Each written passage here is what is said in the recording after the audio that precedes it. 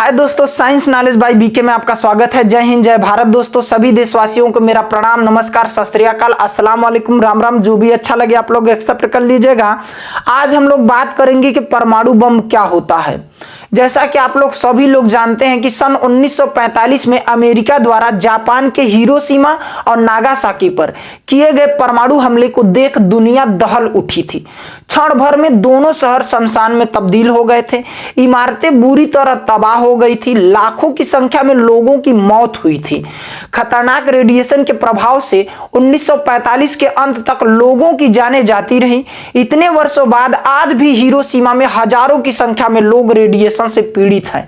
इस घटना के बाद परमाणु बम को दुनिया का सबसे विनाशकारी हथियार समझा जाने लगा।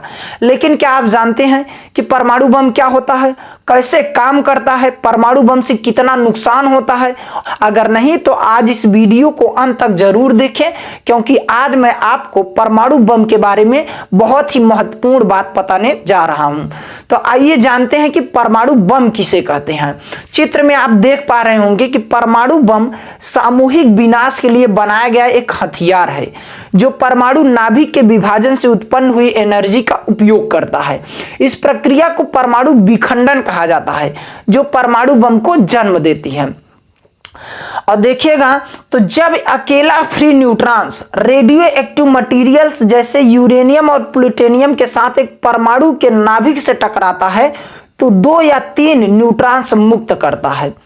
और जब ये न्यूट्रॉन्स नाभिक से अलग होते हैं तब एक एनर्जी उत्पन्न होती है और ये नए उत्पन्न न्यूट्रॉन्स दूसरे यूरेनियम प्लूटोनियम के नाभिक से टकराते हैं और उसी तरीके से उनका विभाजन करते हैं, जिससे और अधिक एनर्जी और न्यूट्रॉन्स पैदा होता है। तो अब आप जानते हैं कि परमाणु बम फटता कैसे है।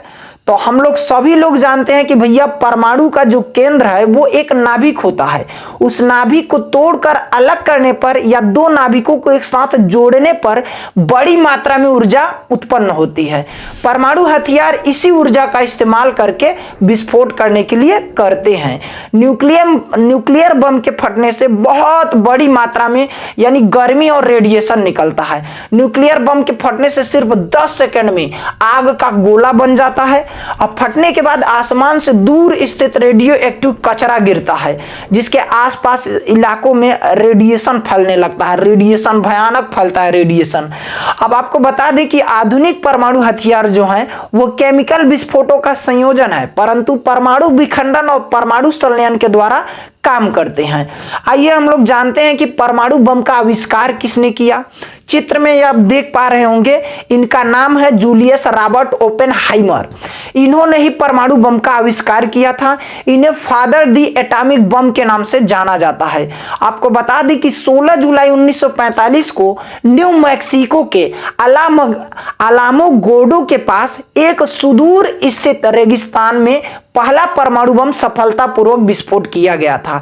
इसने लगभग 40,000 फीट ऊंचा विशाल मरुस्थल बादल बनाया। इसके साथ ही परमाणु युग की शुरुआत हो गई। अब आपको बताएं कि परमाणु हथियार कितने प्रकार के होते हैं। जैसा कि हम लोग जानते हैं कि भाई सभी जितना भी पदार्थ है वो एटम से मिलकर बना है और सभी में क्या है, इलेक्ट्रॉन्स, प्रोटॉन्स, न्यूट्रॉन शामिल होते हैं। क्या शामिल होते हैं? इलेक्ट्रॉन्स, प्रोटॉन और न्यूट्रॉन शामिल होते हैं। और प्रत्येक परमाणु के केंद्र पर नाभिक होता है जहां न्यूट्रॉन और प्रोटॉन एक साथ निकटता में बंधे होते हैं। अधिकांशतः नाभिक काफी हद तक स्थिर होते हैं, यानी कुछ उनके न्यूट्रॉन्स और प्रोटॉन अपरिवर्तन होते हैं, इधर उधर नहीं करते हैं। लेकिन कुछ परमाणु के नाभिक स्थिर नहीं होते हैं, वे स्वाभाविक रूप से कुछ कण छोड़ते हैं जिन्हें साइंस की भाषा में रेडिएशन कहा जाता है। और जो नाभिक रेडिएशन छोड़ता है ना, उसे रेडियो एक्टिव कहा जाता है। उसे क्या कहेंगे? रेडियो एक्टिव कहेंगे। और इस प्रक्रिया को रेडियो एक्टिव डीके कहा जाता है। क्या कहा जाता है? Radioactive decay. अब ये रेडियो एक्टिव डीके भी 3 टाइप का होता है। पहला होता है अल्फा डीके, दूसरा होता है बीटा डीके, तीसरा होता है गामा डीके। अल्फा डीके क्या? चैनल अच्छा लगा हो तो सब्सक्राइब करें और लाइक करें, कमेंट करें, शेयर करें। जय हिंद, जय भारत दोस्तों।